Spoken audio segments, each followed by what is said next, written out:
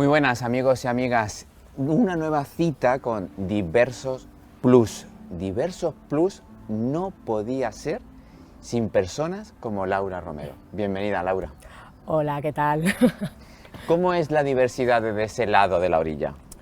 Pues desde este lado de la orilla es un continuo aprendizaje, un continuo replantearte cosas, de construir pensamientos. Y es bastante complicado a veces porque tenemos bastante ausencia de referentes, ¿no? Porque desde el colectivo siempre tenemos como lo hegemónico, que es orientado a la blanquitud, y muchas veces pues a nosotros las personas negras nos cuesta más buscar esos referentes en los que vernos reflejados. Entonces a la hora de desarrollar nuestra identidad, de construirnos, suele ser a veces más complejo y es un continuo crecer y aprender. El colectivo en general está en ese proceso continuo de aprender y de adaptarnos a las nuevas circunstancias. Si la discriminación va por apellidos, pues en tu caso la discriminación tiene todos los apellidos, es decir, por desgracia, en una sociedad donde lo minoritario está siendo discriminado y arrinconado, pues en tu caso se dan todas esas características discriminatorias. Al final nos ponemos como en un sumativo, que a veces no nos gusta entrar porque es como vamos a empezar a hacer una lista de cuántas cosas cumplo. Y es verdad que al final, pues como mujer negra, afroandaluza, bisexual, que la palabra bisexual pues la rodea mucho estigma desde la heterosexualidad, pero también desde el colectivo. A eso le sumas que eres una mujer no blanca, pues es bastante complicado. Es verdad que cada vez se están teniendo más conversaciones y tenemos más espacios en los que presentarnos. Por cierto, gracias por este espacio, porque creo que estas conversaciones, el sentarnos y reunirnos a hablar de estos temas, es vital para poder empezar a visibilizar, porque lo que no se nombra, pues como que no existe. Una compañera mía decía que si no eres un sujeto político, no estás viviendo, y es una realidad. Si no nos nombramos, no nos mostramos, ¿en qué punto de la vida o del camino estamos? Efectivamente, esa es la médula de Diversos Plus, es decir, este es el motivo por el que nosotros estamos haciendo este programa, para la visibilidad, porque desde lo que es visible, de lo que objetivamente vemos, se naturaliza, lo hacemos común y no es necesario que sea ni discriminado, ni positiva, ni negativamente, si bien, dada la trayectoria que tiene esta sociedad, hay que discriminar positivamente a nuestro colectivo para ponderar todo lo que ya no se ha hecho, ¿no? ¿Qué propones? ¿Qué podemos hacer? Tú, como protagonista de esto que nos sucede, yo soy protagonista, yo sé lo que hay que hacer conmigo, pero tú como protagonista de lo que sucede, ¿qué propones que habría que hacer? ¿En qué camino, hacia dónde vamos? Lo principal creo que es escuchar voces de personas negras hablando sobre el colectivo. Creo que nos debemos de alejar un poco de la mercantilización también de los LGTBI. Crear espacios de reunión, escuchar las reivindicaciones de otras personas del colectivo que muchas veces se pierden en esas siglas, ¿no? Hablamos de la L, de la G, pero a veces nos perdemos y nos quedamos en la G, pasamos un poco por la L, ahora la T está más presente por el tema de la ley y en disputa, tampoco esa presencia es agradable, pero sí que es necesaria. Entonces al final creo que es eso, ocupar espacio, escuchar otras voces y que no sea tan normativo el mensaje que llega a la población, porque hay muchas personas que necesitan otro tipo de mensaje, otro tipo de discurso y conocer otro tipo de realidades. Sin duda. Todo lo que tiene que ver con la cultura del colectivo, cualquiera que sean las siglas, siempre está en entredicho, porque o bien es volátil, o bien puede ser frugal, o puede ser exótico. Es decir, ¿cómo podemos llegar a esa templanza, a esa medianía del respeto más absoluto? Y es necesario, como tú muy bien has reiterado, y yo reitero, oír tu voz, porque si algo he aprendido durante estos años es que yo puedo respetar el dolor, pero no puedo hablar desde el dolor que tú sufres como protagonista, ¿no? Es absurdo que hable de racismo yo, que soy me falta ser hetero para no cumplir... para estar en el top, para estar en el top, ¿no? Entonces, qué necesario que tú nos lo cuentes para que los demás reconozcamos y adaptemos el discurso, los hechos. Yo tengo la sensación como que, y creo que es una sensación un poco compartida, cuando se muestra al colectivo en televisión, pues mediante un personaje, en una serie, esa construcción de ese personaje, ¿quién la hace? ¿Quién la realiza? ¿Qué papel ocupa dentro de esa serie o de esa película? ¿Es un papel principal? ¿Es secundario? ¿Se banaliza con su historia? Muchas veces esos papeles están construidos por personas que al final son heteros y son blancas. Entonces la imagen que proyectan pues está ligada al estereotipo y al cliché. Por lo tanto, muchas veces no son imágenes válidas y la gente que estamos en la calle, pues lo vemos y dices, ay, muy bien, una persona que es del colectivo en la tele, pero no me representa porque pues yo eso no lo vivo así. Pues eso no es de esa manera, pues qué de puntillas pasa por este tema. En Estados Unidos ahora mismo se está abogando mucho por lo LGTBI desde esta perspectiva, y es verdad que está saliendo un contenido bastante interesante en el que sí se profundiza más en estos temas.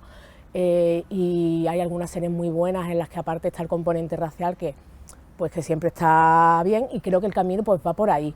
Al final, en cierto modo, en Estados Unidos precisamente es como una especie de discriminación positiva, pero muy necesaria, porque al final si no, no estamos presentes. Claro que sí. Es que la discriminación positiva es necesaria, porque es que si no jamás alcanzaríais la cuota o cota de igualdad justa en un Estado de Derecho. Es necesaria, lo que pasa es que también muchas veces yo me pregunto, ¿cuándo es discriminación positiva y cuándo entramos en el tokenismo? Que muchas veces también esa es una delgada línea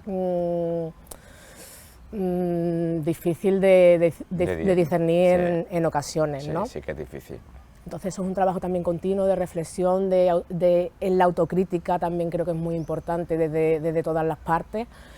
Y creo que al final en muchas conversaciones continuas entre nosotros mismos y también con vosotros, porque creo que las conversaciones primero tienen que surgir desde este lado y luego ya como que se extrapolan a otros lugares, pero estar presente, conversar, debatir y sobre todo mostrarnos con naturalidad y ya.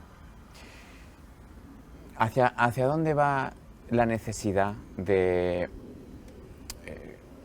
iba a decir curar, pero no sé si es el verbo adecuado, una sociedad herida por 500 años de racismo, por, no sé, miles de años de machismo, ¿Cómo poner la tirita? Porque la herida está siempre.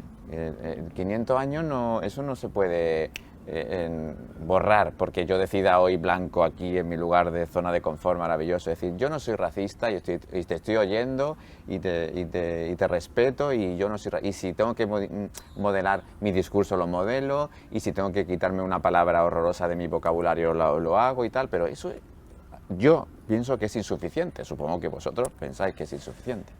Yo creo que todo pasa por la autocrítica, por la responsabilidad, por la sanación, por la reparación. Creo que todo pasa por ahí. Yo quiero llegar al concepto de reparación, porque me interesa mucho saber cómo yo puedo contribuir desde mi minúsculo momento a la reparación. Pues creo que algo pues desde los medios muy sencillo es: no cuentes mi historia, deja que la cuente yo. Muy bien. Vamos a contar otras partes de la historia que han sido borradas. Claro. Porque yo, como mujer negra que me he criado aquí desde hace 33 años, pues no sabía que la primera considerada mujer negra cirujana en España era negra. Yo hubiese querido saber eso es un daño que a mí se me ha causado desde la infancia, porque yo no sabía que tenía esos referentes tan fuertes y tan potentes aquí. Yo de pequeña miraba a mi alrededor y decía, ¿yo quién puedo ser? Poca cosa tenía, yo no quería ser sin querer banalizar y sin querer herir a nadie, pero yo no quería ser la persona que llegaba sufriendo y buscándose la vida a través del mar. Yo no quería ser así. Por supuesto que no. Y miraba y eran los ejemplos que tenía. Entonces eso creo que es muy importante para nuestros niños. En las escuelas, ¿cómo se cuenta qué es ser negro? La construcción de qué es ser negro. Tú no conoces la historia negra de España en el colegio. Cuando se habla de raza, por ejemplo, pues es cuando vienen con la huchita de UNICEF. pobrecitos, vamos a ayudarlos desde el salvadorismo, claro. Y al final, ¿qué pasa? Que las personas blancas hacen una construcción mental de qué es ser blanco y qué es ser negro, y por muy bueno que sea, siempre va a ser desde la salvación, y el que es negro, que está ahí, al final se victimiza, ¿no? Se victimiza y causas un dolor, porque es como, te duele la vivencia de esas personas, pero es como, ¿dónde quedo yo? Que no entro tampoco ahí. Y si ¿dónde quedo yo que no estoy tampoco ahí? ¿Dónde quedas tú? Que eso es lo que yo quiero reparar. ¿Dónde quedo yo? Pues mira, ¿dónde...? Y perdona que hable de mí, estoy hablando de mí como en un plural majestático, ¿no? Sí. ¿Dónde quedo yo? Pues ¿dónde quedas tú? Pasa por muchas épocas.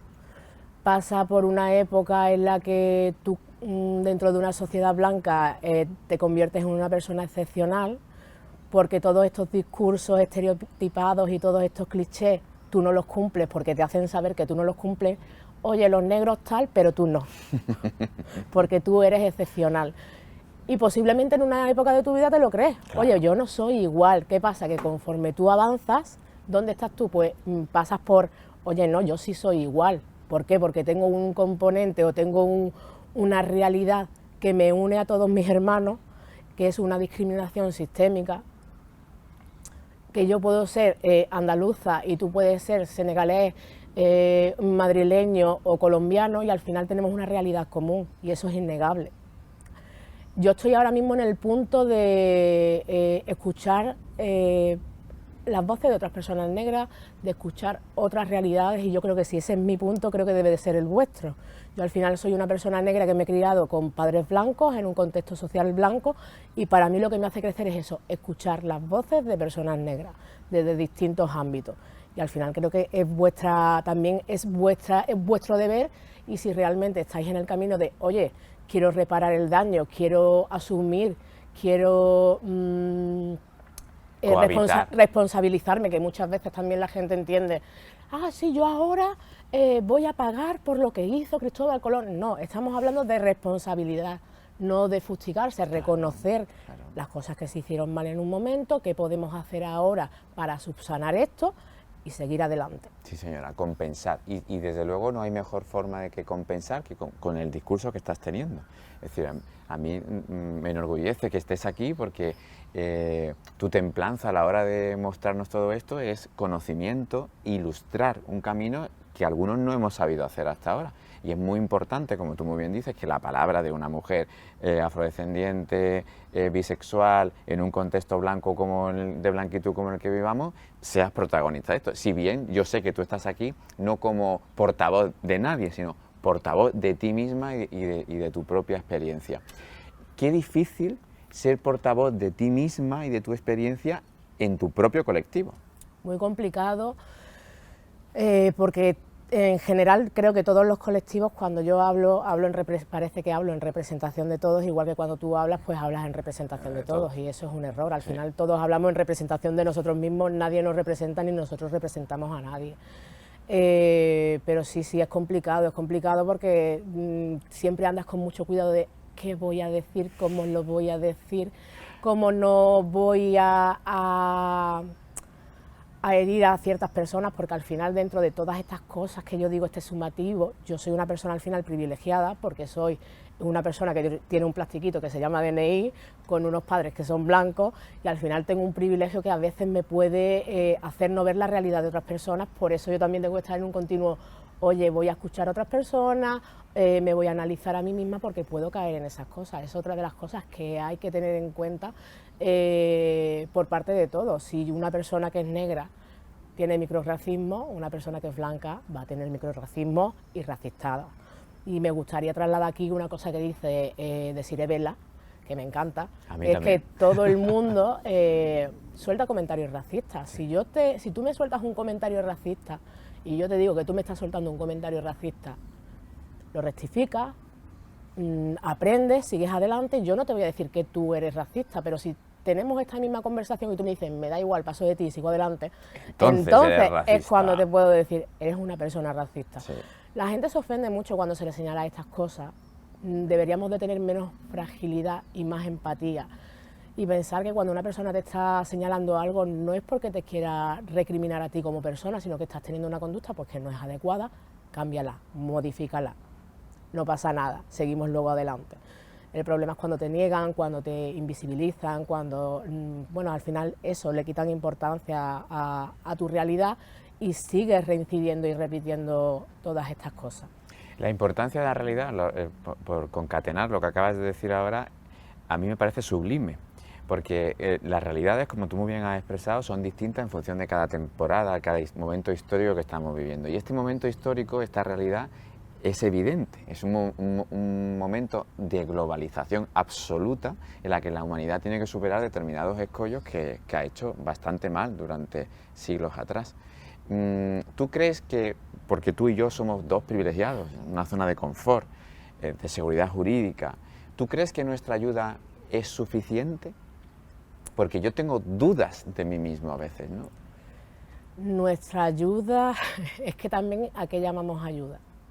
Nuestra ayuda, a nuestros puentes. Nuestros puentes y nuestra participación es importante, pero no podemos caer tampoco en el paternalismo.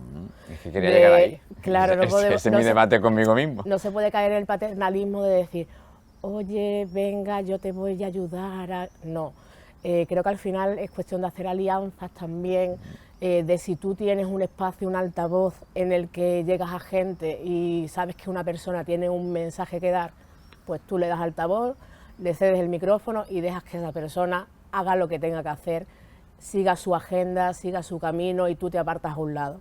Eso al final creo que sí es ayuda. Lo otro es paternalismo y es caer en salvadorismo. Claro, también, y que hay una línea muy delgada. Sí, yo también. creo que al final todo pasa por qué necesitas. Exacto, ¿no? por el respeto no voy a lo a que tú pensar necesitas. yo en qué necesitas por lo que tú. yo necesito. Te voy a preguntar qué necesitas. Oye, pues tengo estas herramientas a mi alcance, te las cedo, coge las que quieras. Eso para mí es ayuda. Ahora, cuando yo te digo, te voy a ayudar de esta manera... Con una forma tasada. Claro, te voy a decir que vengas aquí, pero a esto concretamente. No quiero que vengas a otra cosa y solamente podemos hablar de este tema y no te salgas de aquí porque esto es lo que me interesa.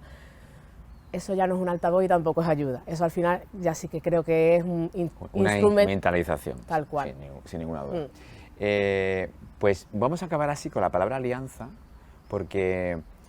A mí me ha gustado, es decir, yo lo que he querido hacer con Diversos Más es crear alianzas, y que tú estés aquí hoy para mí es muy importante, de verdad, muy importante, porque es una alianza bella, natural e inteligentísima por el discurso que acabas de dar, y es la médula de lo que queríamos hacer con Diverso Plus. Así que infinitamente agradecido, muchísimas gracias, Laura, y espero que nos podamos ver y coincidir en muchos más lugares donde demos altavoz y palabra a lo que nos dé la gana, y que desde el respeto más absoluto.